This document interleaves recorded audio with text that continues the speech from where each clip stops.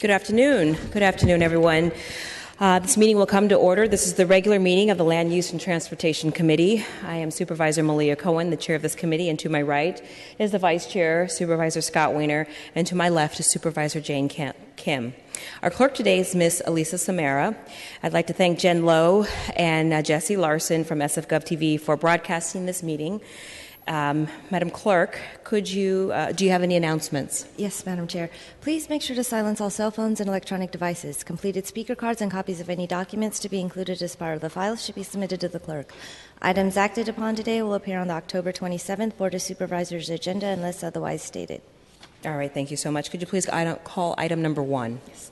Item number 1 is an ordinance amending ordinance number 1061 to change the official sidewalk width at the westerly corner of Silver and Revere Avenues and portions of Revere Avenue. Thank you. I believe we have Javier Riviera from DPW or possibly, from DPW. And then I believe there's a representative from the school district here to also present on this item. Okay, perfect. We'll bring you up right after Mr. Riviera. Thank you. So please, Mr. Riviera. Good afternoon. Javier Rivera from Department of Public Works. This is a standard sidewalk legislation allowing a drop-off zone in front of the new Willie Brown Jr. Middle School. It went through its standard circulation. City Planning has approved, task, and the fire department. So all the major groups have agreed on this legislation, and it's moved forward to the board. If there's any other questions, happy to answer them. Oh, no other questions. This is pretty clean and straightforward. Let's invite the representative from the school district up to make a short presentation as well. Thank you, Mr. Riviera.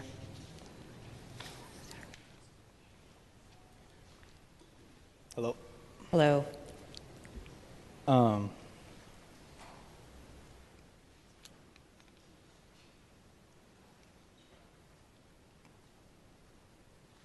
Are you speaking on this item, or are you in public comment? I don't really have a comment on this item. I mean, are you a member of the school district? No, I'm a member with the general contractor. The school district asked me to attend. No problem. Okay, so just give me a minute. I'm going to open up for public comment, and then you'll be able to speak. All right. All right. Thank you so much, colleagues. I don't know if you have any questions or concerns about this item. No. Okay. Let's go ahead and move into public comment then. Okay. Public comment is open. Just as a reminder, people will have 2 minutes to speak. You'll hear a soft chime. Indicating that you'll have 30 seconds remaining. Sir, if you'd like to come up and speak at this particular time, now is your opportunity. Again, any member of the public can speak. Thank you. Welcome. Welcome. I'm not sure. I don't have a comment. I'm not sure what kind of comment. All right. Are you in favor of this? Yes, I'm in favor of this. Perfect. All right. That's a comment. We'll take it. Thank you. Thank you. Is there any other member that'd like to speak in favor, for, or against this project? Please come up. My name is Francisco da Costa, and I filled out my card. I think when anybody chairs a meeting like this, they have to respect the audience or the people who come here following some protocol. This is a very important issue, not to be taken lightly. It's a school where millions of dollars have been spent. There was an opening, and when the opening took place, none of the Americans with Disabilities Act was in place. And here we have DPW and some other person who came here, and he doesn't even know why he's here, but he seems to be here, and he says, I'm in favor of it. So how can we spend millions of dollars, state-of-the-art school? They hired a principal who apparently jumped ship. It was in the news, but that's not the point today. The point is that this city has to abide by the Americans with Disabilities Act. I was a project manager when I worked at the Presidio of San Francisco. I took all the classes with the Department of Interior, so I know something about it. So supervisors, let's not take things arbitrarily, make comments like straightforward English. This is not about English. This is about technicalities. This is about standards, which leads to morals and ethics. Thank you very much. Are there any other members of the public that'd like to speak? Okay, public comment is closed at this time. Thank you very much. Colleagues, I'd like to get a motion so we can move this item forward with a positive recommendation. Thank you very much. Looks like we have unanimous support that we move this forward with a positive recommendation. This motion passes unanimously. Thank you. All right, Madam Clerk, could you please call item number 2? Item number 2 is an ordinance amending the planning code by establishing a new citywide transportation sustainability fee and suspending application of the existing transit impact development fee, and to clarify affordable housing and homeless shelter exemptions. All right, thank you. So, colleagues, we've heard this item a number of times. After making several amendments to last week's meeting, we were required to renotice the changes to this legislation. We've also been notified by the Planning Department of some technical amendments they would like for the committee to consider, which clarifies a change we made last week. We have Mr. Corey Teague joining us from the Planning Department. He's here to speak on that issue. Corey, I'd like to call you up at this particular time. Thank you. Thank you, Chairman Cohen and Supervisors. Corey Teague with the San Francisco Planning Department. Just to reiterate, the amendments we are proposing are not substantive. They are for clarification purposes. The format of the proposal in the document that has been handed out to you all is the same format as the amendments from the last Land Use Committee hearing. And I'll just go through them page and line and give you a brief explanation. I'm absolutely happy to answer any questions. So on page 9, lines 9 through 11, we clarified the language for grandfathering. The way the language was drafted, whether or not you were eligible for certain types of grandfathering determined on if a development application was filed before a certain date or if a development application was filed after a certain date. As you know, some of our projects have multiple different development applications, so you could have a project that filed a development application before and after the date.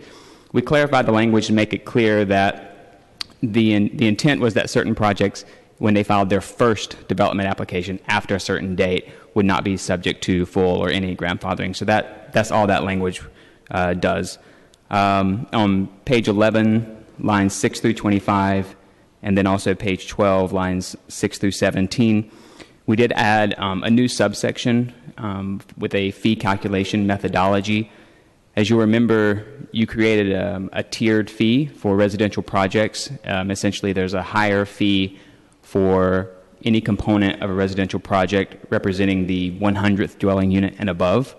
Unfortunately, we didn't really have a method for determining which units were the 100th unit and above.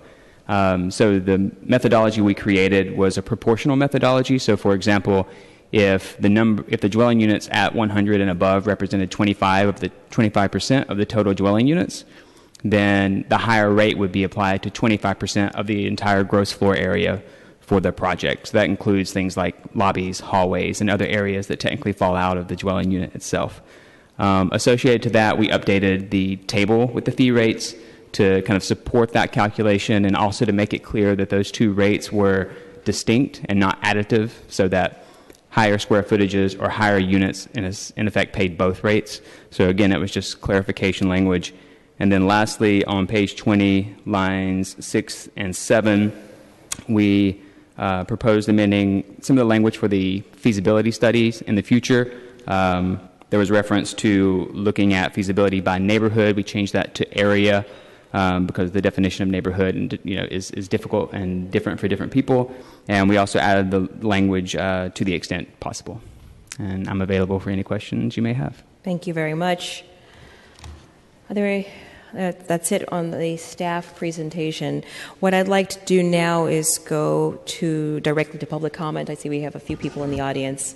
So public comment will be open at this time. Just as a reminder, again, 2 minutes.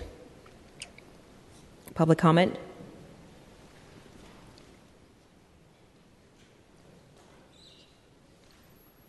Oh, thank you. I'm sorry. I've just got the speaker cards handed to me.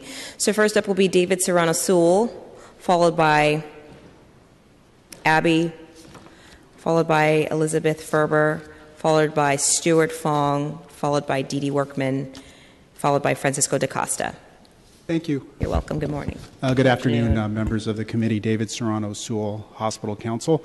I'm here again with the members of our council that stand shoulder to shoulder, unified in our position that the city's elimination and removal of the not-for-profit hospitals within the charitable exemption is bad public policy. I'm here with Kaiser, Chinese Hospital, Dignity, St. Francis, and you've heard from CPMC. Simply put, this ordinance, if adopted, will decrease the resources for hospitals to do their charitable giving and spread out and increase the cost of health care for hospitals and their members, the commercially insured, retirees, and all those categories. So we ask that the exemption be restored in the ordinance. Thank you for your time. Thank you. Next speaker. Good afternoon, supervisors. I guess my handwriting's not great. Abby Yant, St. Francis Memorial Hospital. I too here am to urge you for a reinstatement of the hospital exemption in the transportation services fee. Together, the hospitals in San Francisco serve the majority, by far, of San Francisco residents, regardless of their ability to pay. We work together quite cohesively on a lot of our community benefit work, including we were all together at the Chinatown Health Fair this past weekend. And by way of example, St. Francis focuses on the health of the residents, some of the poorest and most difficult health outcomes of the residents of the Tenderloin. Each of the hospitals have a very focused community benefit work, and together we have the San Francisco Health Improvement Partnership, which had a full-day retreat last week and really looked together at how we can improve the health of poor and vulnerable populations across the city. So again, I would urge you to reinstate the hospital exemption into the ordinance. Thank you. Thank you. Next is Ms. Elizabeth Ferber. Hello, supervisors. Elizabeth Ferber from Kaiser Permanente. Thank you for having us here. I just wanted to ask on behalf of Kaiser Permanente that we reinstate the hospital exemption. Modern hospital construction requires, and we are happy to fulfill this mandate, that all of our members have single private rooms within our hospitals. So our hospitals now, for the most part, have a larger footprint, but they're not actually having more patients within the hospitals, which means they're not actually generating more trips with more people. And this is something relating to the seismic standards as well as the quality of a patient's experience within the hospital, as well as the technology load within a patient's room now is quite substantial. All of our hospital rooms have large monitors so that physicians and their patients can actually interface with each other without the physician having to do rounds. So there's quite a lot of equipment in new hospital rooms now, so it's actually a larger room than the previous hospitals. We are in support of the Transportation Demand Management Program. We already support many programs within the city: walking, biking, commuter sharing, ride sharing, shuttle sharing with other health systems, including at our new Mission Bay Medical Office building. We're working on a transportation plan with UCSF and a number of the other institutions down there, so we do not create more traffic in that area, which is working on challenges. So I just say on behalf of our collaboration with the other hospitals and our own hospital that we keep the exemption in. Thank you very much. Next speaker, please. Thank you. Good afternoon, supervisors. My name is Stuart Fong. I work at Chinese Hospital. And Chinese Hospital supports the reinstatement for all the not-for-profit hospitals exemption into the TSF ordinance. Thank you. Good afternoon, supervisors. Dee Dee Workman from the San Francisco Chamber of Commerce. The Chamber of Commerce and our partners are really very comfortable with the legislation as amended in the last Land Use Committee, with the exception of removing the hospitals from the charitable exemption. We feel strongly that the hospitals should fall under the charitable exemption.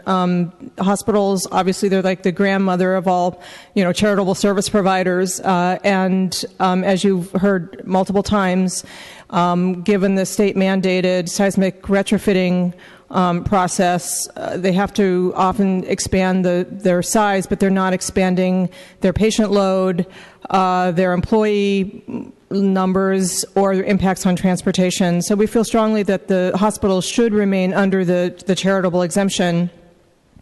The Chamber and its partners have been working in coalition with a broad range of groups on, looking for and trying to help find new funding to upgrade our transportation system. We're a partner with you in that. We've supported, the transportation bonds, the VLF, other state and local programs. We feel that taking the hospitals out of the charitable exemption is really a departure from that, and it's a bit of a breach of faith, and we really urge you to put the hospitals back in under the charitable exemption. Thank you.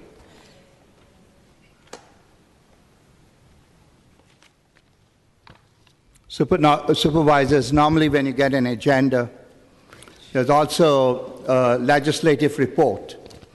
And I spoke on one of the items, and I got a report of all the legislative reports on each and every item.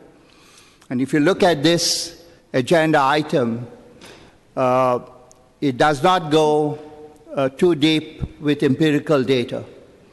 Now, I don't know about the nonprofit hospitals, but I know that the Sutter hospitals owe a lot of money to the city, in the billions. And this was discussed at the Health Commission. So let's not arbitrarily take all the hospitals under one umbrella.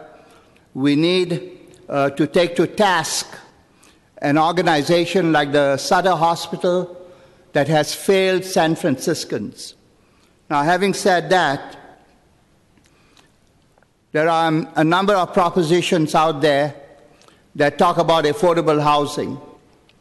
And when we go in that to look into the blueprints, we find, like, for example, linked to Proposition D, there are going to be 5 skyscrapers. And you supervisors think nothing of having high-density buildings on around the Embarcadero. And that's wrong. So, I don't know, the city has an economist. We do have some attorneys. I think y'all should represent the people, because I know that our Board of Supervisors have failed to represent the people of San Francisco. Thank you. If we don't have issue that matters, so sense of what would lead to self-disturbance and self-destruction of wrongfulness and downness should be removed through cultivated practice of meditation, so one can clear up one's soul and uncleanness of self-nature with outright sincerity of one's heart, applying working usage of original wisdom with works of critical reasoning and full awakening. One could resolve the holy meaning upon self and destiny, or personal passion, or which one's emotional self-nature, thus having a passion of feelings for close-up relationship, for personal influence. One's wisdom of self-nature, of effective capabilities, with brilliance in the culture of part and personal nature, could serve with direction for daily work of self-improvement with trained objective in steps. Are there any other members of the public that would like to speak on this item? All right, seeing none, public comment is closed. Thank you for speaking out on this item. First, colleagues, may I have a motion on the technical amendments presented by the Planning Department? Motion made by, thank you, motion made and moved by my colleagues. That is a unanimous motion that's been approved. Thank you. Is there a motion? Well, let me back up for a second. Colleagues, is there any discussion on the underlying? Supervisor Wiener. Thank you, Madam Chair. And I do believe we should put this out of committee today. But I do want to just raise one, I got a clarification on something before we do. At the last committee hearing on this, for the latter part of it, when we were voting, Supervisor Avalos was voting for Supervisor Kim, and the only issue that we voted on where potentially, depending on Supervisor Kim's position, there could be a different outcome is on the hospital exemption. That was a 2-to-1 vote where the chair and Supervisor Avalos voted to remove the hospital exemption. I voted to keep it in, and I explained why I was doing that. And so before we put this out, I think it would be good to know if that accurately reflected the views of the committee. And if so, that's fine. But if not, I might have a motion to make. So I guess through the chair, I have a question to Supervisor Kim. If Supervisor Avalos' vote to remove the exemption was consistent with her point of view. So I think I've expressed at committee meeting my concern in particular for hospitals that I think do a lot of Medi-Cal and charity care and their ability to pay TSF, given their contributions to the city, particularly for communities that do not have access to care. At this time, I'm not prepared to support an amendment. I did ask the city attorney. We made a request this morning. I apologize to vet. We called. We left a voicemail, and we weren't able to reach. But it was this morning, so we completely understand to vet whether some of the different concepts that have come to our office would actually work. I had a misunderstanding of what happened at Land Use Committee on Monday, which is why there was a delay in us bringing this to you. But I do, of course, want to be able to work with committee members, both Supervisor Cohen and Wiener's office, on this issue.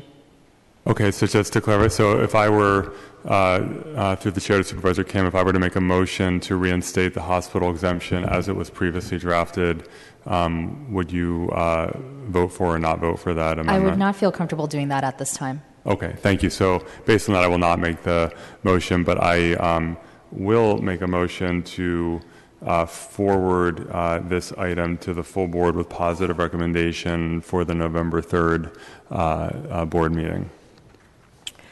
All right, great. Thank you very much. A motion has been made. No second is required. Let's take a roll call vote on this motion. On the motion to recommend the ordinance as amended, Supervisor Kim. Kim, aye. Supervisor Wiener. Aye. Wiener, aye. Supervisor Cohen. Aye. Cohen, aye. Madam Chair, you have 3 ayes. Thank you very much. This motion passes with a positive recommendation to the Board of Supervisors and will be heard on November 3rd. Thank you. It passes unanimously. Okay. Could you please call item number 3? Item number 3 is a resolution imposing interim zoning controls in the Transit Center District Plan area to restrict the size and height of new signs within 200 feet of the 200 feet and visible from an existing or planned public park or open space, and to restrict illumination of certain new signs in those areas. Thank you very much.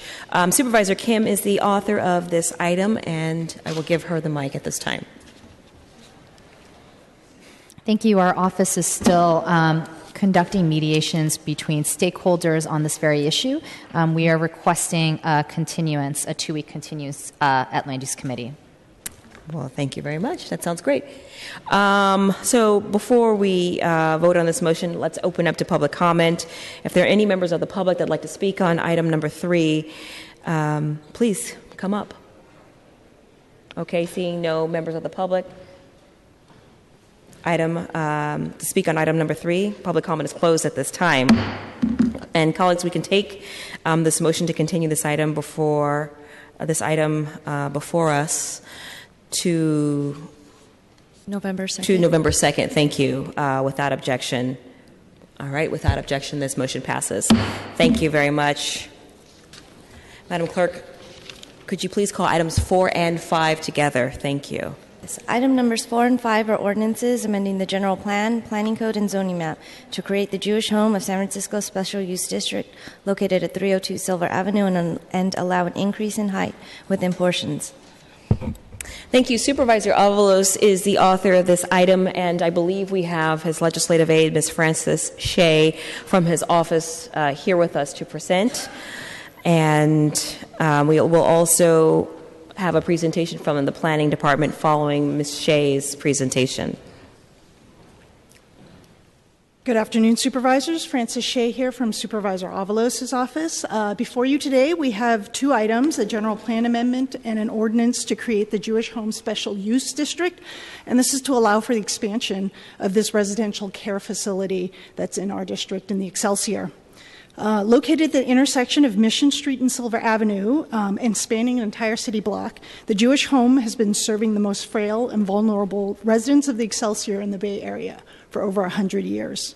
They're seeking to expand their facilities, adding assisted living space as well as room for other supportive uses.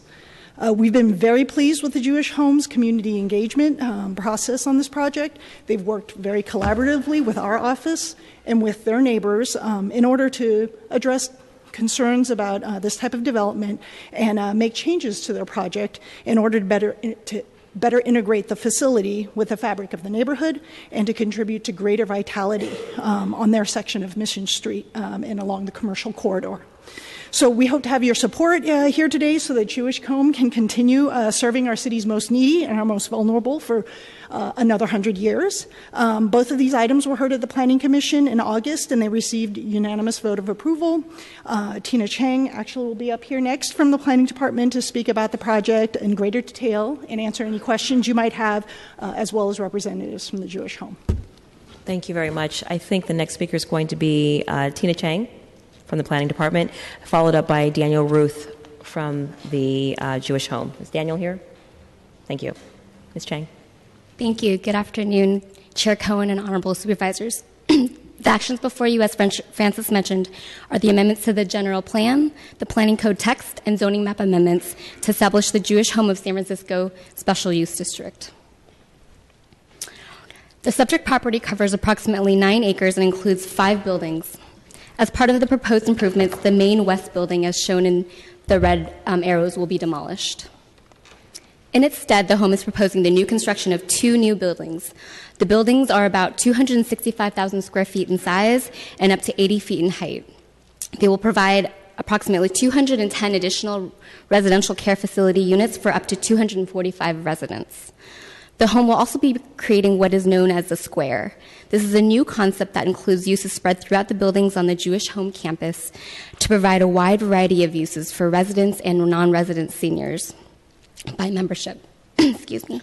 These uses include health services such as medical offices, outpatient clinics, psychiatric services, personal services such as salons and fitness centers, as well as retail uses. The home will provide up to 4,800 square feet of ground floor retail uses along the Mission Street frontage. This is intended to activate the street and better engage with the existing neighborhood. To achieve the goals of the home just described, the home seeks to create a special use district which would require a general plan amendment, zoning map amendments, and planning code text amendment.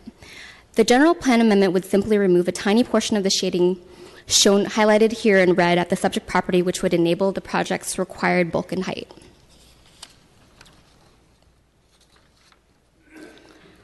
One of the zoning map amendments would be amended to add the boundaries of the proposed SUD, as shown in by the red dotted line. The second amendment to the maps would include a map to the height and bulk, which would show a 50, 65, and 80x, where it currently shows a height and bulk of 50x. And finally, the planning code text amendment will add a section to establish the Jewish Home of San Francisco Special Use District in the Planning Code. The SUD would allow non-residential uses within the district, as well as allow a small increase of the floor area within the Special Use District. The above and following images depict renderings for the proposed new construction. This is the Mission Street frontage, which provides a much greater presence along the Mission Street, activating and providing greater connection to the existing neighborhood and commercial corridor. As shown, the tallest part of the building is set back from the street frontage to better respect the neighbor's existing height. This last image is the Avalon Street frontage, which is softened with existing and proposed landscaping and is also lower in height in deference to the surrounding residential uses. This concludes my presentation, and I'm happy to answer any questions. Thank you very much. I don't think we have any questions at this time. I'd like to invite Mr. Ruth up to also offer a few comments on this item.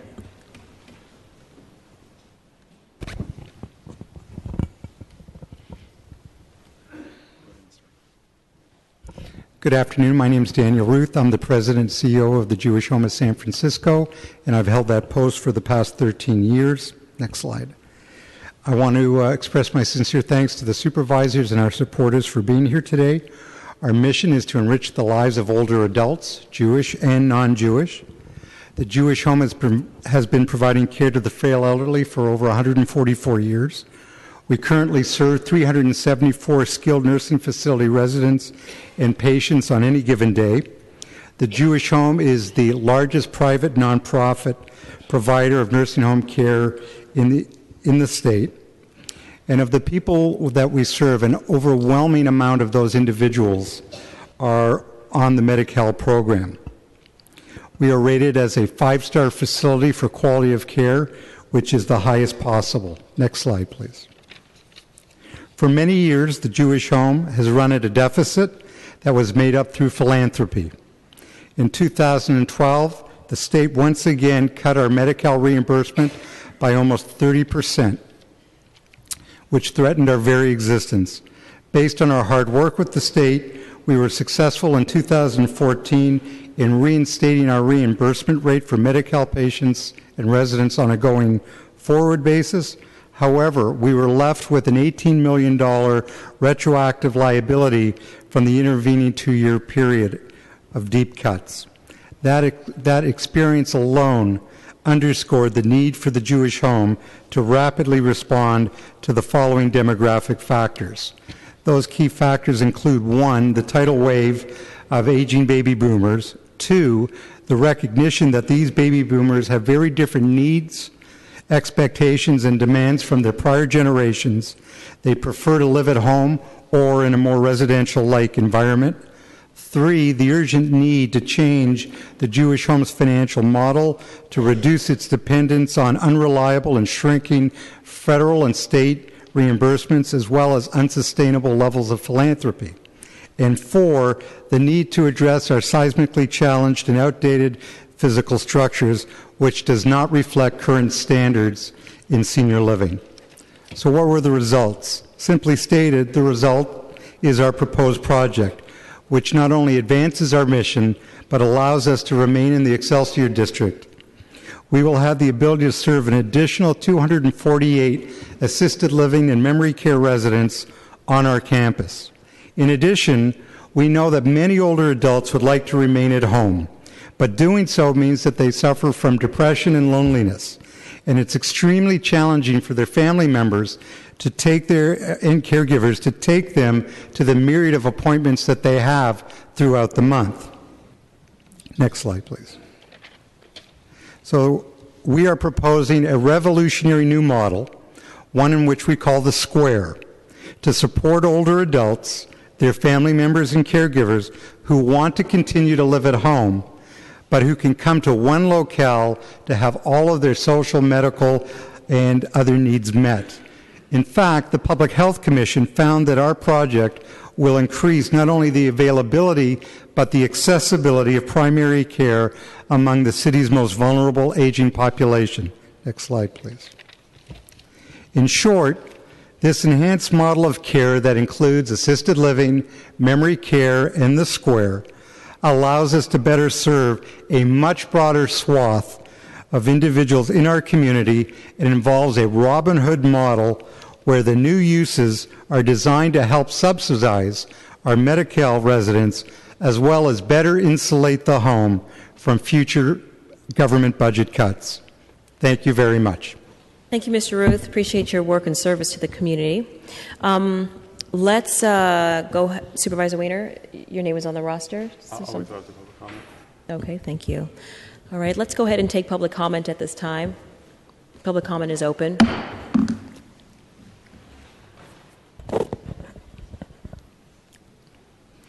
Anybody who lives in District 9 and 11 passes by the Jewish Home, and if you are more or less my age, it's well known that this institution has done an excellent job. What's important for this city to understand is that over 51% of our population are seniors, and they are not treated well. And the city should look forward to an institution like the Jewish Home, and there are a few others that the private foundations are catering, so that our seniors, especially those who are on SSI, who maybe spend 90% of their income on rent and not taken care of. What helps the Jewish community is that they have rich people, I call them rich people, who can, if they follow the Torah, they can set aside monies for charity care. My family, the Costa family, is tied to the Jewish community. We preserved the Torah in a particular country for 300 years. So unlike some people who think whatever, my affiliation with the real Jewish community is deep. And I appreciate what the Jewish community is doing for their elders and extending their help to others. Thank you very much. On the other side of that money funding matter, back to that principle. Also, once the origin of personal self and destiny will allow the true knowing of responsive pathways for making success of one's life or destiny, for relationships, daily chances flow of heavenly destiny at work, leading on to every day a new way of cultivated virtue and accomplishment, the better well-being of personal status, personal reasoning of awakening for true self on holy principle of wisdom at work with holy study. One can apply mighty hero in talent, using editing art for success, assisted supervision of public judgment, and well-observed sharp decision for executive action, for the great business of good heavenly king virtue. One would cultivate that upright, fulfilled content of true spiritual force in well-balanced, ultimate abstract true way of fine, harmonious human soul nature for creative production of upright virtue, of self-establishment, missionary holy nature upon power being firm and secure of one's perfect course of well-planned targeting goal. Holy teaching and force people to be self in complete perfection, brilliantly awakening to be holy student, being capable of superior breakthroughs resulting in a superior mighty true freedom of holy heart, of united heaven, earth, and man unity of holistic methodologies for soul nature benefit teachings, soul like dragons and mind like horse. Expressing mighty strong body self in great health, one works on the progress in timely trend enforcement onto timely chances for daily work of business virtue on the diversified life planning and pathway for personal destiny in great success. Such heavenly heart in cultivation for true self nature or many ones. We enforce our holy working pathway for personal cultivation, family-related creative production, structure, standard order, natural better managed world society, and basic awareness for seas of habit below for the enormous people in populations. Woo! Next speaker.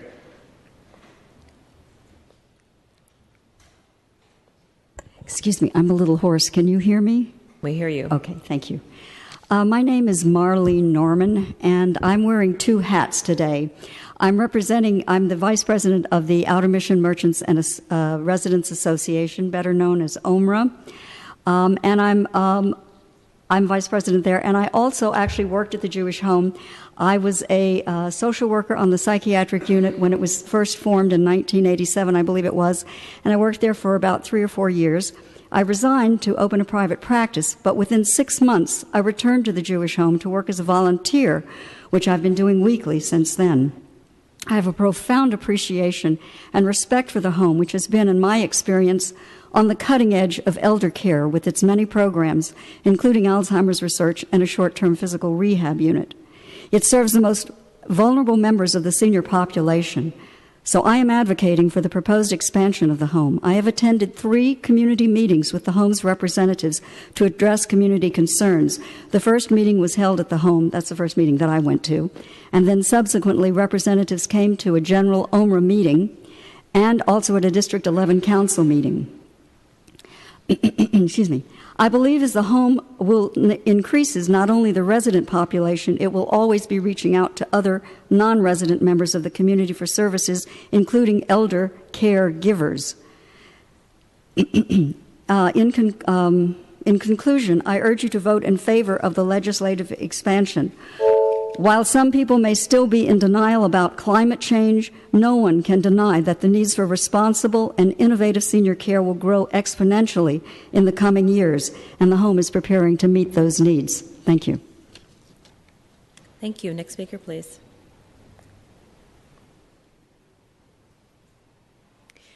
My name is Fran Ginsberg, and I'm a retired geriatric nurse practitioner.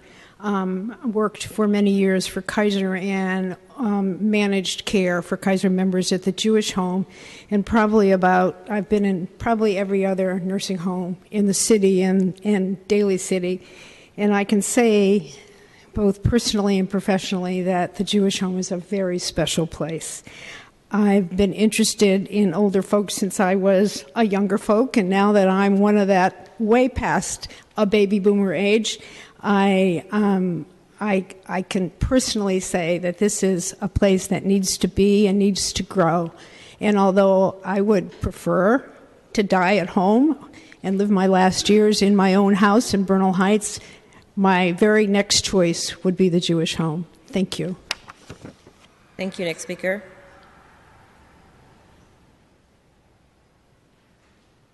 Good afternoon. I am Arlene Krieger.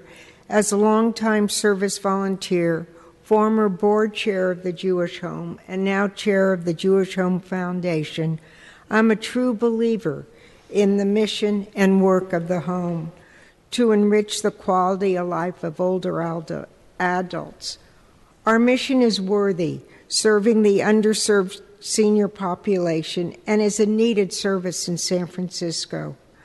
The campus is outdated. We understand the need for the Jewish Home to upgrade their campus. Please support this amendment to help ensure the Jewish Home can continue their mission and serve the senior population. Thank you very much. Thank you. Next speaker. Good afternoon. My name is Dawn Hyde, and I'm the pastor of Mission Bay Community Church, which is located in the Excelsior District of San Francisco. I, as pastor, and my session, which is the governing body of our church, strongly support the Jewish Home's expansion, and we urge the city to approve their important project. Besides serving some of the city's most vulnerable and frail seniors with a welcoming environment and experienced care, they also partner with our church and distribute free groceries to those who are food insecure in our neighborhood, feeding over 300 families every single Saturday. They've been an incredible partner for our church in this mission. And so we urge you from the bottom of our heart to support the Jewish Home Project and the improvements that it will bring to our entire neighborhood, to the Excelsior. Thank you. Thank you very much. Next speaker. Good afternoon. My name is Stephanie Kahina, and I'm the Executive Director of the Excelsior Action Group.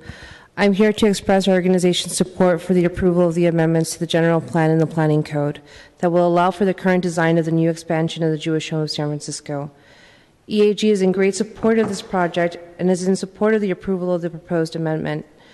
We believe that these amendments will allow for the expansion of a much needed and supported resource in our community, add more density to our commercial corridor, and aesthetically improve the character of the commercial corridor.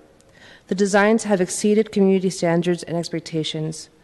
We like to regard ourselves as community partners of the Jewish Home and strongly support the implementation of their current plans, and therefore support the approval of the proposed amendments that bring this vision to fruition.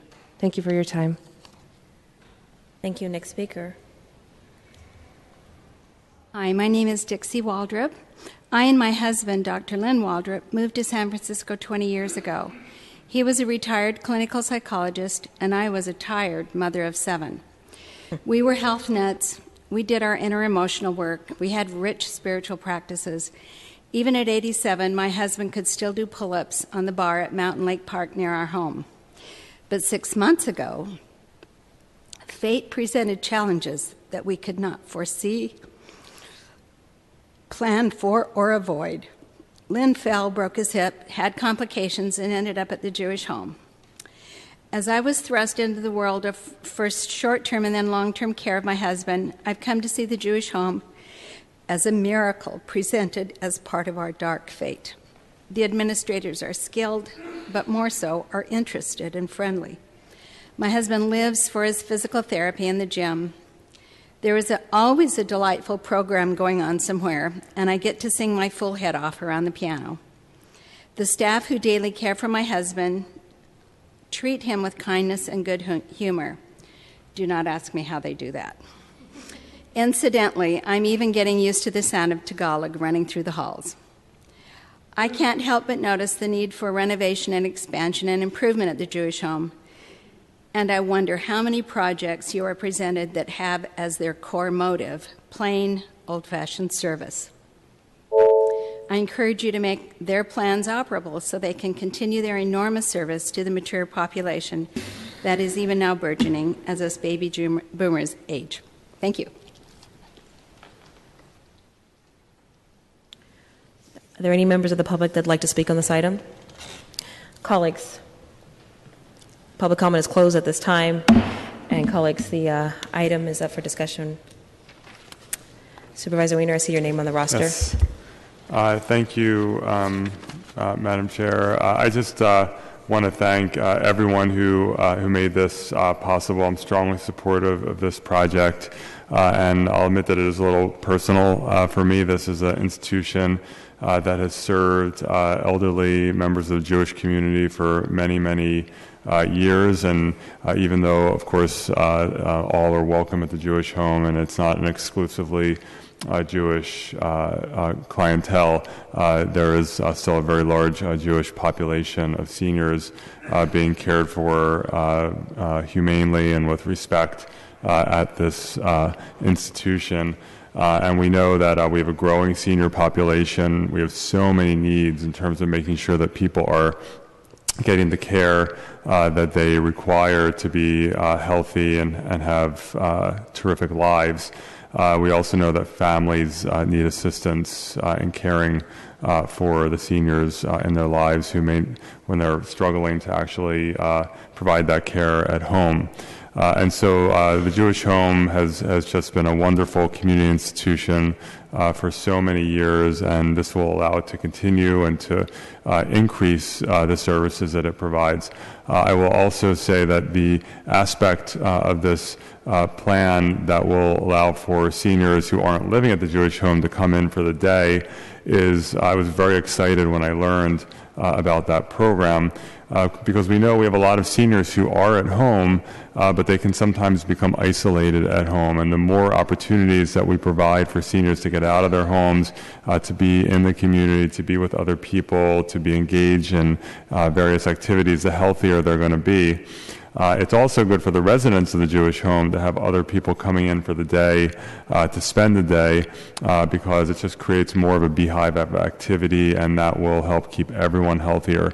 So this is a wonderful, wonderful project, and I strongly support it. And I move that we forward items 4 and 5 to the full Board of Supervisors with positive recommendation as a committee report. Thank you. Supervisor Kim? Do you have a few remarks? I just want to concur with what Supervisor Weiner said, and I'm happy to support this, and it's great to have a feel-good project come before a land use committee that has everyone's support. Thank you very much. I, too, am looking forward to this project. And colleagues, there's been a motion made that I just want to specify that items 4 and 5 will be forwarded to the board as a committee report. And seeing that there is no objection to that, this motion passes unanimously. Thank you. Madam Clerk, could you please call item 6? Item number 6 is an urgency ordinance approving an extension of the interim prohibition on commercial storefront mergers greater than 799 gross square feet in the proposed Cali 24 special use district for an additional 10 months and 15 days. Thank you. Supervisor Campos is the author of this particular item. Today we have his legislative aide, Hillary Ronan, to make a short presentation. Thank you so much. Today, the Mayor and Supervisor Campos are asking you to extend the interim controls the board recently passed that would prohibit the commercial mergers that would result in a ground floor use space of greater than 799 gross square feet in the proposed Calle 24 special use district. We are seeking an extension of 10 months and 15 days.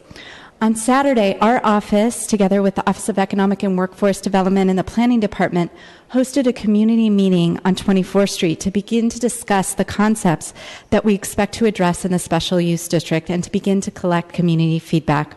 Our 3 offices, together with the Mayor's office, the City Attorney, are in the process of drafting language for the proposed SUD. We hope to have the proposal to introduce by the end of the year. In the meantime, the original need for the interim controls on mergers remain. Many long-term neighborhoods serving businesses in the cultural district have been closed or have been forced out of the neighborhood due to skyrocketing rents. Smaller business spaces are more affordable and accessible to many businesses. While we hope that this board will put in place permanent controls within the 10-month period, state law requires that the extension of the interim controls be for this full 10-month and 15 days. However, if the SUD is adopted earlier, then those rules will supersede the interim controls. If you have any questions, I am here, as well as Diego Sanchez from the Planning Department, and I'm not sure if Lisa Pagan, I think she's not here, so Diego and I are happy to answer any questions. Thank you. Fantastic. I think this is a great piece of legislation, self-explanatory. My colleagues don't have any questions at this time, so I'm going to go ahead and open up to public comment. If there's any member of the public that'd like to speak on item number 6, please come. Public comment is open now at this time. Okay, seeing none, public comment is closed. Colleagues, I don't know if you have any last-minute remarks or... Nope, seeing none. Okay, there's a motion made by Supervisor Wiener to move with a positive recommendation. I didn't make that motion. Oh, excuse me, I'm sorry. Is there a motion? Anyone? Is there a motion? There's a motion to move forward with a positive recommendation. All right, thank you very much. Let's take this with a roll call vote. On the motion to recommend item number 6, Supervisor Kim. Kim, aye. Supervisor Wiener. No. Wiener, no. Supervisor Cohen. Aye. Thank you. This motion passes. Excuse me. That's 2 ayes and 1 no with Supervisor Wiener in the dissent. Thank you. That is correct, and this motion passes. Thank you very much. Okay, ladies and gentlemen, why don't we take up items 7 and 8? Please call them together. Item number 7 is a hearing to present findings from the inaugural Housing Balance Report, and item number 8 is a resolution to receive and approve the first biannual report. Okay, Supervisor Kim is the author of these items. Supervisor Kim, is there anything you'd like to say? Thank you, and I do want to thank Chair Cohen and the committee for hearing this item today. And I do, first of all, want to acknowledge the very hard work of the Planning Department. I see our Director, John Ram, here, and many staff members that worked to collect this data since we first passed the legislation in April of this year, asking for data to have a better understanding of where the city is at in terms of hitting our goals of increasing the production of affordable housing, but also where we're at in terms of loss of rent-controlled housing as well. In November of 2014, the voters approved a measure, Proposition K, that said the city should set a goal of hitting 33% affordable housing and 50% including middle-income housing. And while this is not a mandate, it is certainly a goal that we would like to achieve, as it is important in ensuring that many of our San Franciscans get to continue to live here and that we can have a diverse workforce that can live in San Francisco as well. I also want to recognize Ted Egan, who is here from the Comptroller's Office, who will be presenting on citywide income projections. I have to say the report was rich and illustrative in the data to help understand the impacts to our city's housing stock, both affordable and market rate, and certainly helps policymakers make an more informed policy decision, but also shows where the impacts are. I think what was most striking about the report when I first read it in July was that we are coming close to our goals of hitting in terms of affordable housing production at 28% over the last 10 years. But where we are really being hurt is in the loss of rent-controlled housing, and that ensuring that we are protecting our existing housing stock, acquiring existing housing stock, working on tenant protections is just as important as building and producing new affordable housing. It's also expected that certain districts will harbor more of the development in San Francisco than otherwise by virtue of availability of land or the proximity of transit.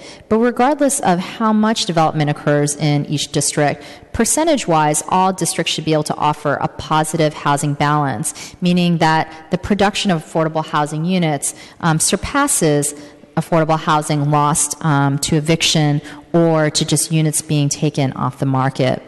Unfortunately, the majority of our districts here in the city have a negative housing balance ranging from anywhere from negative 1% to negative 189%. So we have a citywide 10-year cumulative balance of 15%, including large projects, 20%. And that balance includes entitled and permitted units on top of those that were built. I am, of course, very excited to see that we are building a lot of housing, particularly in the district that I represent. 62% of all housing is being built in this district. And when you combine that with Supervisor Cohen's district, we hit far in the majority. And I'm also glad to see that where we are building the new housing, we are building a lot of affordable housing. And in fact, District 6 is building 54% of the city's new affordable housing. I think that it demonstrates that where we have development, that the city has worked hard to ensure that affordable housing is a part of any development that's being built. In spite of the presence of the Ellis Act as a state law that allows for no-fault evictions, the report does reveal dramatically where these evictions do occur. In District 3, where less than 10%. That has less than 10% of the new construction, but more than double no-fault evictions. In District 8, more than triple the no-fault evictions in the city. And so I think as we look at where this is occurring, I think the data is quite helpful in helping us understand where we might want to target preservation and acquisition. So without further comments, I'd like to open up to comments to committee members if there are any, and if none, I will open it up to Director John Ram. Thank you. Director Ram? Thank you, Supervisors. Good afternoon. John Ram with the Planning Department.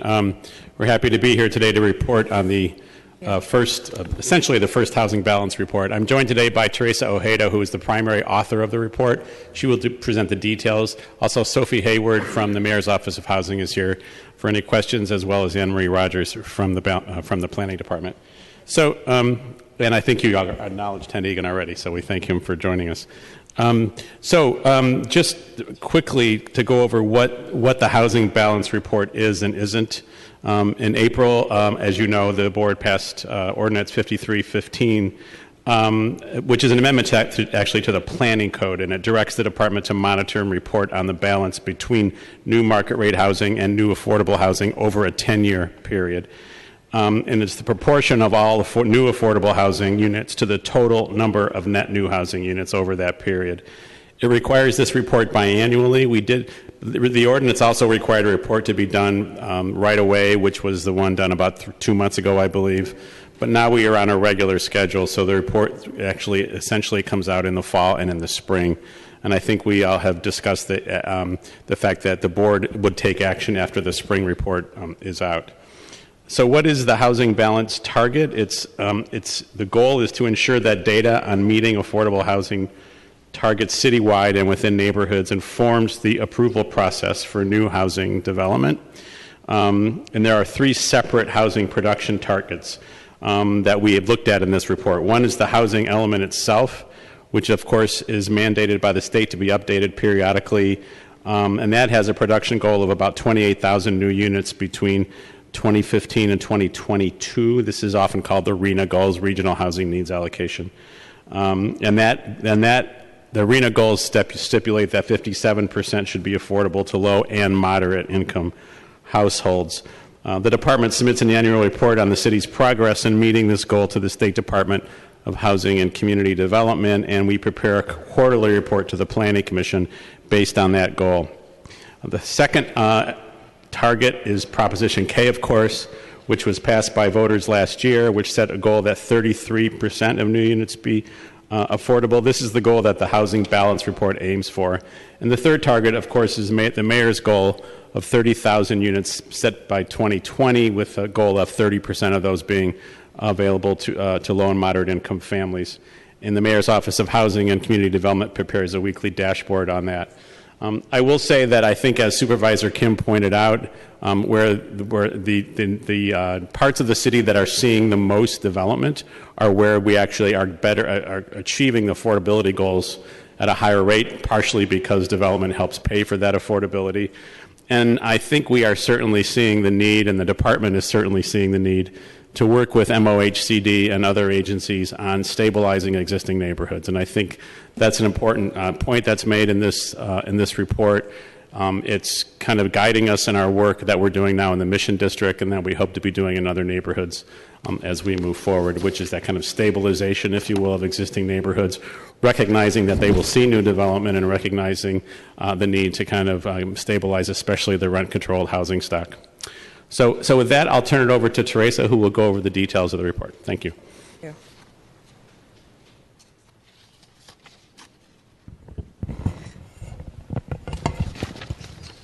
Good afternoon, supervisors. My name is Teresa Ojeda, with senior planner with the Citywide Policy Planning section. I'll be presenting on the Housing Balance Report details.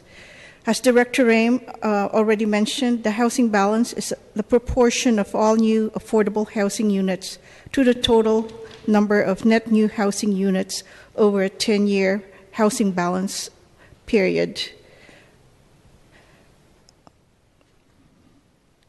What is the 10-year historic affordable housing production trend? If we are to look at just new housing production, net new affordable housing units made up 29.7%, or almost 30% of the net new housing units built in the last 10-year period. We're talking about the third quarter of 2005 to the second quarter of 2015. This presentation is actually on the second report you received. The housing balance calculation, however, looks beyond new housing production. In addition to new housing production, the housing balance calculation also looks at acquisitions and rehabilitations made, RAD, public housing replacement completed. RAD stands for Rental Assistance Demonstration. Essentially, this are replacement of older public housing projects. Entitled and permitted affordable units minus units removed from protected status. Essentially, rent-controlled units that are removed from the rental market either through Ellis Act, demolition, condo conversions, and other no-fault evictions. This net affordable housing stock is seen as a proportion of net new units built plus net new entitled and permitted units. The figures are all for the 10-year reporting period. This presentation covers the second housing balance report. So for the period, we looked at net new affordable housing stock totaled about 4,900. This net affordable housing stock over 32,600 is 15%. This is the citywide cumulative housing balance over the 10-year period. The ordinance also requires that the housing balance be calculated for both the Board of Supervisor districts and by Planning Department districts. This slide shows the balances for Board of Supervisor districts, and this range from negative 189% in District 4 to 40% in District 5. The negative balances are due to larger numbers of units removed from protected status relative to the net new affordable units built and the net new housing units built overall. Districts 5, 6, and 10 have positive balances, 40, 25, and 20% respectively. The rest have negative balances. I'm sorry, can you repeat that one more time? You said districts 5, 6, and 10 are what? Have a positive housing balances. Meaning that we are building... the net affordable housing units built relative to the affordable housing units that are taken from the market. There are more net units built relative to those that are removed. Okay, if I can just say that more simply, we're building more affordable housing than we're losing. So districts 5, 6, and 10 are the only districts that are building more affordable housing than we're losing. Yes. Thank you. This next slide shows the distribution by planning districts.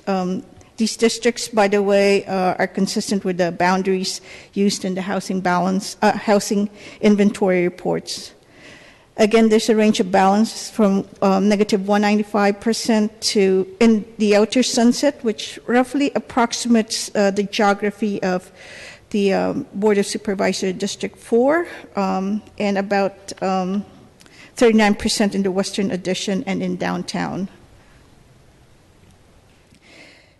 The ordinance also requires a projected housing balance, essentially net new affordable housing units as a proportion of total net new units in projects that have received entitlements and have yet to receive building permits. This slide shows that the projected housing balance is at 13%. This projected housing balance is also provided at the Board of Supervisor District and the Planning District levels. So what is not included? The Housing Balance Ordinance also specifies that 3 major projects that already have been entitled but do not yet have building permits not be included in the projected housing balance. Altogether, these projects will provide about 23,700 net new units, of which 21% will be affordable. Not included in the projected housing balance are projects currently under review and RAD projects that are slated to start rehabilitation in a couple of months. There are about 12,790 units that are under review, of which 14% are affordable housing project units. 70 market rate projects with a total of 10,500 units will be subject to the city's inclusionary affordable housing requirement. And at this point, we do not really know how much affordable housing units these projects will generate. It all depends on the option that these projects take. There are about 15 RAD projects in Phase 1, and these include 1,425 units. I believe that rehabilitation of these units will start in December. What are the next steps? The department will stick to the biannual reporting schedule as stipulated in the ordinance. The housing balance report will come out on the 1st of March and on the 1st of September. An annual hearing will be conducted before the Board of Supervisors and the Planning Commission before the 1st of April. The Mayor's Office of Housing and Community Development, the Mayor's Office of Economic and Workforce Development, the Rent Stabilization Board, the Department of Building Inspection, and the city economists will each present strategies for achieving and maintaining a housing balance consistent with the city's affordable housing goals at this annual meeting in April. Should the cumulative balance fall below 33%, MOHCD will determine the amount of funding needed to bring the city into the required 33%. The Planning Department will also create and maintain a website specifically for the housing balance report as required by the ordinance. I'll be here for questions the committee may have. Thank you. Thank you very much for your thoughtful presentation. I'd like to bring up Sophie Haywood at this time. Ms. Haywood, if you could do us a favor and give us the key takeaway, the highlights in a less technical form about why this report is important and what are the key points that it's trying to communicate. Thank you. Happy to. Sophie Hayward from the Mayor's Office of Housing, and thank you very much, all of you, for having us here today. The Housing Balance Report is one way to track the city's voter-approved goal to achieve a housing balance as memorialized through Proposition K in last year's election. We at MOCD will respond formally as the code and the ordinance require after the issuance of the second report, and that'll be in April. But what I'm here to do today is to outline in broad strokes the work of our office at MoCD toward achieving the goals of Prop K. And to that end, we're tracking 3 key inputs to the formula that creates the housing balance. And for us, those are new affordable housing production, managing our pipeline, basically. And then secondly, finding new funds and resources and securing new resources to support affordable housing. And then third, managing or watching and doing our part vis-a-vis the loss of rent-controlled or protected units. So to that end, in terms of new production, MoCD's current affordable housing pipeline projects the completion of 3,500 rehabilitated public housing units by 2018. So these would probably, if I can calculate it correctly, take the balance up to 26%, but I'll work with Teresa as those units come online and become eligible for the count. And then in addition, we have 2,500 additional new affordable units that are currently in pre-development and will soon be entitled. And that's part of our regular pipeline that you've heard about from time to time. By way of new funds, I'd like to just take a few moments to highlight 2 new sources that we know of and 2 potential sources of affordable housing funds. First, this fall, Governor Brown signed SB 107, creating the funding strategy for OCII to commence pre-development on 3,000 units that previously had fallen into the category of planned but with no identified funding. In addition, we have the state's cap and trade regulations recently eliminated the $15 million jurisdictional cap that was in place until recently for the first round of the funding allocation. What that means is that in the future, multiple projects within San Francisco can apply each for up to $15 million in individual awards from the cap and trade funding. We hope that that is expedites our production of affordable housing. And then by way of the 2 potential sources of new revenue, there is AB2, which was passed at the state level, and we are very hopeful that that will prove useful for San Francisco. I can't say at this moment that it will, but we are in the process of researching that, and we can certainly provide you more information as we pull it together. There are a number of criteria that are required in order to secure that funding, but we're analyzing right now the city at various jurisdictional levels to see how that can apply. And then, of course, there is the affordable housing bond that will be on the ballot this November. And if that passes, there will be funding available for another 900 or so new rehabilitated or new affordable housing units. Loss of units is the third category I wanted to address. And that's challenging for us as a city and at MoCD in particular, because we don't have much control over the loss of rent-controlled units. We have, as a city, and we will continue to pursue efforts to slow evictions and the loss of these protected units. At MoCD, we will continue to fund our eviction defense programs fully. And then we're also hopeful, as I'm sure all of you are, that the city's new tenant rights legislation will slow the loss of protected units. We are making progress on establishing the framework for a housing accelerator fund, and the goal of that would be to focus on the acquisition of larger rent-controlled buildings in order to remove the risk faced by tenants due to vacancy control. And that fund would serve as a complement to the small sites program, which seeks to acquire smaller rent-controlled units at risk. So as I said, we will provide our formal response in the spring, but I hope this has given you an overview of sort of how we're approaching both the goals of Prop K and the specific housing balance for now. That concludes my presentation, but I'm certainly available. Thank you. We appreciate the May I ask fact some that you've follow-up highlighted. Oh, we've got a to couple Ms. questions Hayward? for you. Sure. Thank you. Please. Thank you, Chair Cohen. Actually, 2 weeks ago, I did talk about AB2 at the board, and I'm incredibly interested in terms of what this change in state law means, in particular for Treasure Island, where we actually included in the DDA that if there was a change in state law that we were able to use additional increment, that we would go back up to the 30%, which was the original goal of affordable housing on that island. But I also understand that AB2 allows us, based on a set of criteria, to use tax increment even based on census tracts or blocks.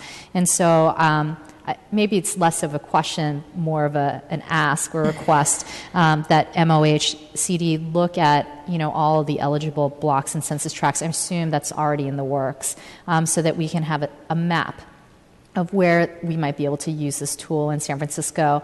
And of course, I've also requested that the Treasure Island Development Authority look to see how AB2 will impact our ability to build more affordable housing on Treasure Island. And it would be great if they could work with Mayor's Office of Housing as well. Absolutely. From what I understand, and this is our preliminary stages of seeing how we could potentially use or access funds through AB2, we need to start with mapping the census tracts that include districts that are income eligible. Mm-hmm. And then from there, we will need to work, as we always do, with other departments to layer in the data related to the other criteria in order to access the funds. But we have started that process. Thank you. I'm glad that MOHCD is already working on that. And it's a high bar, given the fact that they use the average median income via the state, not via San Francisco. And I know our AMI is much higher than the statewide, so it'll be interesting to see what qualifies. But hopefully there'll be some interesting areas that we can use this for. And second, I'm really glad to hear about the Housing Accelerator. While I'm a huge supporter of the Small Site Acquisition Fund, we were very excited to be able to purchase 534, 536 Natoma last year with Mayor's Office of Housing. It is sometimes hard when you realize you're only buying 5 or 7 units at a time, and we have some very large rent-controlled buildings throughout San Francisco, and it would be amazing to be able to acquire some of those and add that to the portfolio and really make a huge chunk or a dent in adding to our acquisition. So I'm looking forward to hearing more about that and the funding pieces and kind of the strategies of how we target or identify potential sites. Thank you. Supervisor Weiner, do you have any questions? No questions, just a comment. This is very helpful and,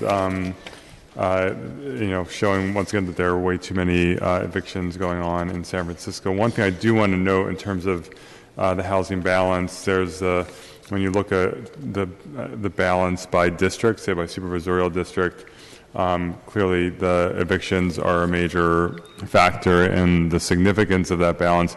We also need to look at how many affordable housing units are being built. So, for example, in District 8, the district that I represent, there are too many evictions going on. There are also way too few affordable housing units being built. And what we can see from this report is, and I think we all have known this, that there are certain parts of the city that are getting a lot of affordable housing built, and then there are certain neighborhoods where very little affordable housing is being built. I know I've had a lot of discussions with the Mayor's Office of Housing and Community Development about the fact that while I'm very, very happy that a lot of affordable housing is being built in District 6, that's terrific. I'm happy that we're going to see a lot of affordable housing being built in District 10. We also need it in District 8 and in District 9 and 5 and 4 and all over the city. Right now, we do not have geographic equity when it comes to building affordable housing, and there are plenty of reasons why we are in this place. But I think the good thing is the political shift that we've seen around housing means that I think more parts of the city really want affordable housing. And so we need to reduce the number of evictions, absolutely, but as important, we have to significantly increase affordable housing production. We have to make the process faster because it takes way too long now, and we need to spread it to more parts of the city, because even if we reduce the number of evictions to 0, we would still be in a major housing crisis because of the lack of affordable housing. Thanks. Thank you very much.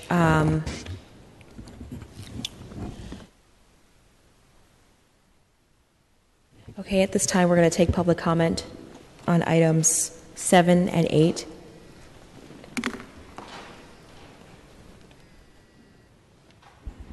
My name is Francisco da Costa, and I think we really need to look at this issue very, very seriously with empirical data. So we really do not know when it comes to the figures, whether there are 30,000 units just kept vacant in this city, whether we really have about 384,000 housing units in total, about our population, which is, if it's closer to 820,000. And when the mayor talks about the 30,000 units, and some people take for granted that there are going to be some units that are going to be built in the southeast sector, and you include the 10,000 units public housing, they should be demolished. They cannot be rehabbed, because anybody who's sensible will tell you that infrastructure doesn't work. The other thing is, while we throw out these numbers, we have to be very, very careful that if you are going to be building in any area that is contaminated, prone to liquefaction and flooding, then we are not addressing quality of life issues. Now, you all may think that in District 6 there are a lot of affordable housing, but do you all ask the people if they are suffering from asthma, respiratory diseases because of the particulates? So I would like to remind you that this is Ohlone land, which is never mentioned. And the Muwekma Ohlone have exercised their right of first refusal, not so much on Treasure Island, but Yerba Buena. So some people think it's fine to build, luxury units on Yerba Buena and put all the poor people on Treasure Island where they can suffer from the high radioactive elements. So again, we need a report. No report has been given to us as part of the legislative digest. I went to the clerk of the board and I haven't seen it. So I'm asking the director to please produce that to me. We need critical data. Next speaker.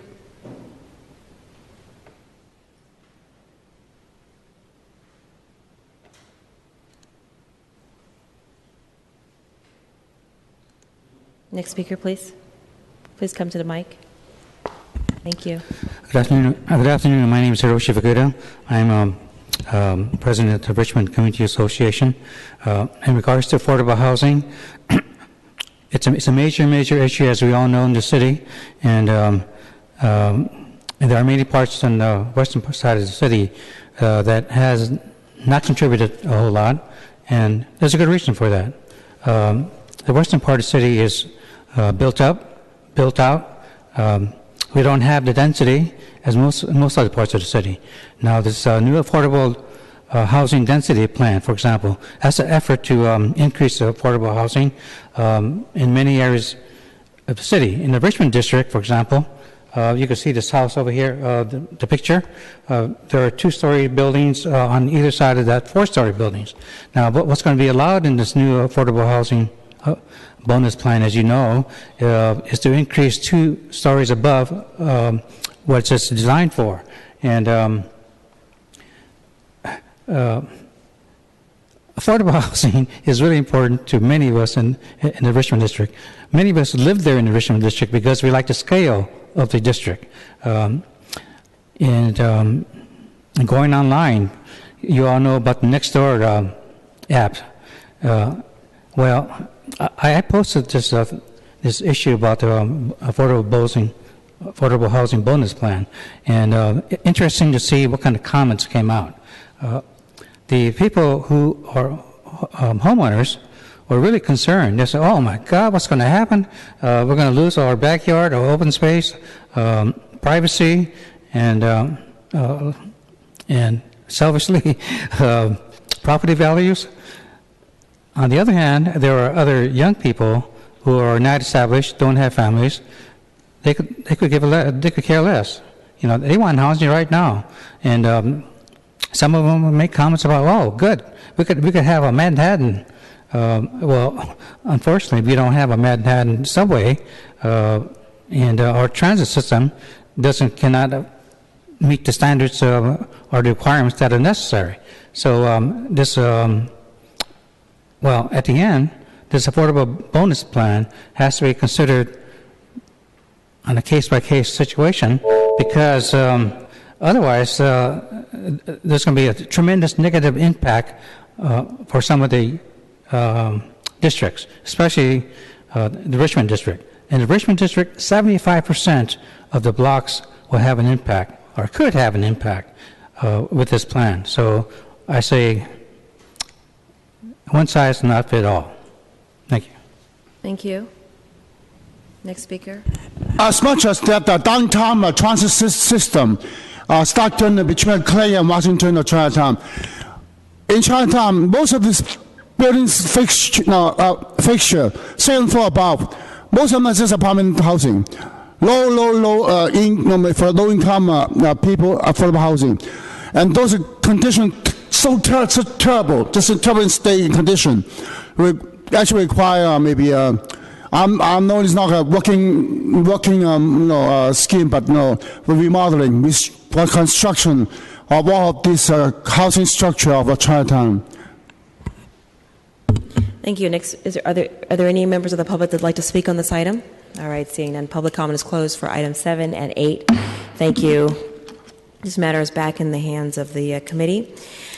I'd like to make a motion that item 7 be filed and that item 8 move forward to the full board. So I move on both of those. Thank you. Okay, thank you. Can this motion pass without objection? All right, this motion passes without objection. Thank you. Madam Clerk, is there any other items before us? No, that concludes our business for today. All right, there's no further business before this body. This meeting is now adjourned. Thank you.